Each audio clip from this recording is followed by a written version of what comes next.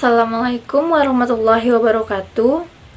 Halo teman-teman, perkenalkan nama saya J.E. Tirzamai Zuhra Kalista, berasal dari kelas 12 IPA 2 SMA 1 Linggosari Baganti.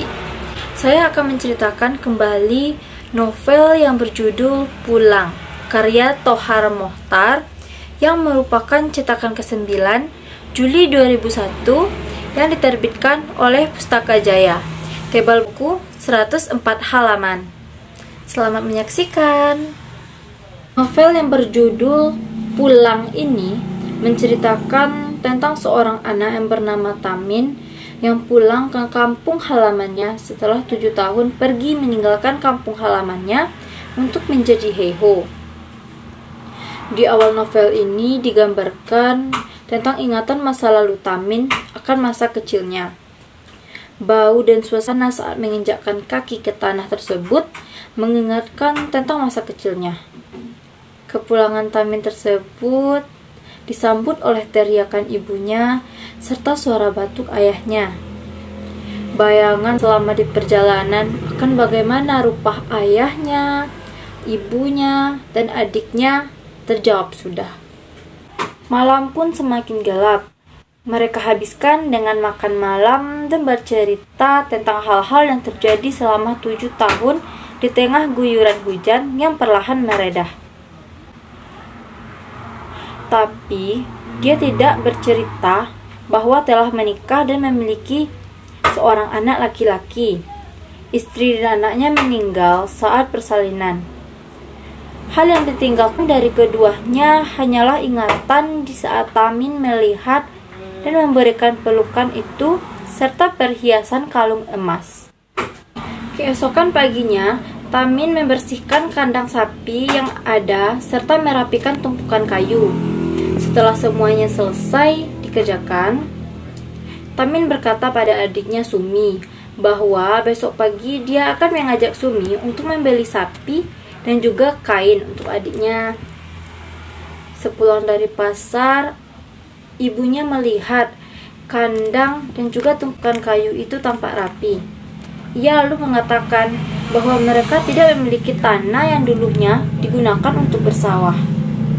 Tanah tersebut telah digadaikan pada orang lain karena perlu biaya saat bapaknya sekarat. Tamin berusaha untuk menebus kembali tanah itu. Tapi ibunya berkata jika dia ingin menebus tanah itu, harganya bisa sama dengan harga 2 kali sapi dewasa. Tampak raut wajah yang kecewa di benak Tamin. Dari mana uang sebanyak itu bisa ia dapatkan? Lalu dia datang mengunjungi rumah demi rumah, menemui orang-orang tua di kampung sekedar memenuhi adat, menampakkan diri sesudah berjalan jauh. Tamin tetap memenuhi janjinya pada Sumi untuk membeli kain pada keesokan harinya. Dalam kebimbangan, akhirnya Tamin menjual sebuah kalung emas bermatakan permata yang awalnya yang akan dihadiahkan kepada Sumi untuk menembus sawah dengan letak strategis itu. Setelah beberapa proses, sawah telah beralih tangan kembali kepada keluarga Tamin. Betapa senangnya keluarga itu, tak terkecuali ayah dan ibunya yang keadaan semakin membaik setelah kedatangan Tamin. Sumi yang dulunya bekerja keras, kini tak perlu lagi bersusah payah karena tugasnya telah digantikan oleh kakaknya. Di tengah panasnya sinar matahari yang menyengat, di sawah Tamin kembali melihat gadis cantik yang merupakan adik dari Gamik, bekas temannya yang dibedil Belanda di tengah sawah. Gadis itu bernama Isah. Karena sering melihat Isah, lama-kelamaan tumbuh rasa cinta. Tamin tidak merasa tentram dan damai tinggal di desanya. Hati nuraninya tak kuat terus-menerus berbohong kepada orang tua, teman-teman dan penduduk desa. Pujian sebagai pejuang terhadap dirinya makin menambah kesengsaraannya. Ia tak punya keberanian untuk menceritakan hal yang sebenarnya.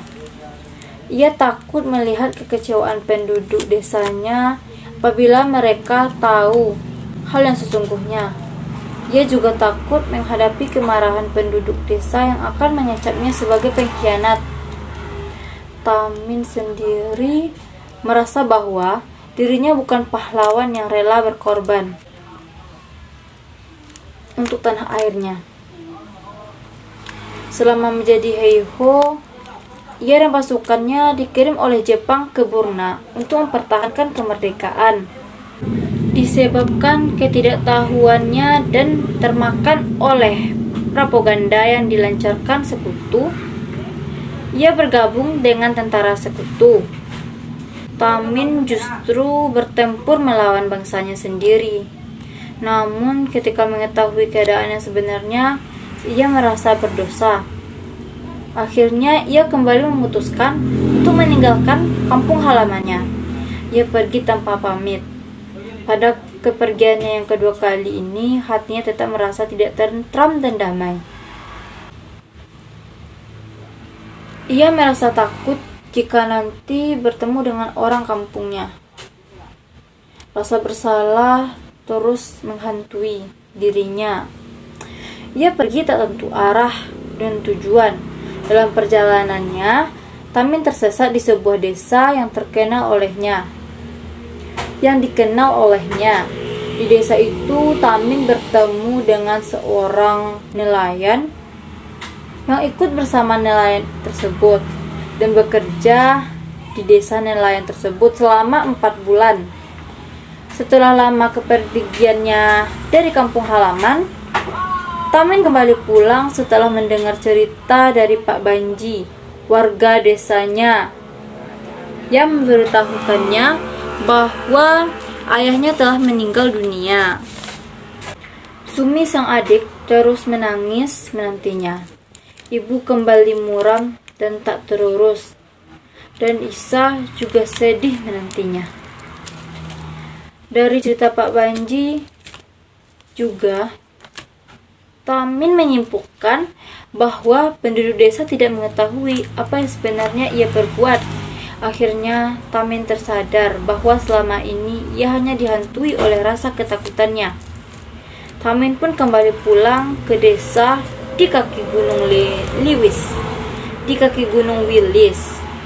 Hal yang pertama yang ia lakukan adalah berziarah ke makam ayahnya dengan nisan kayu jati yang masih baru ditanam di samping kubur neneknya, dan berjanji tidak akan meninggalkan keluarganya lagi dan mengurus sawah dengan sungguh-sungguh.